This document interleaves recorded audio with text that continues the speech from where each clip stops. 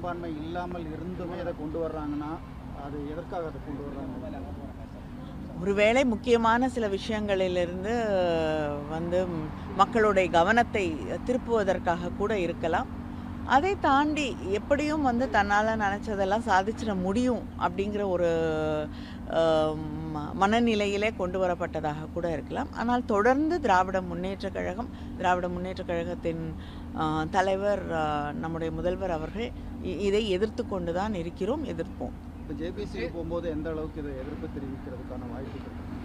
ஜேபிசியில் அடிப்படையில் ஒரே இது ஒரு நாடு ஒரு தேர்தல் அப்படி தான் அந்த மசோதாவுடைய அடிப்படையே. அதனால் நிச்சயமாக அந்த அடிப்படையையே நாம் எதிர்க்கிறோம் இல்லையா?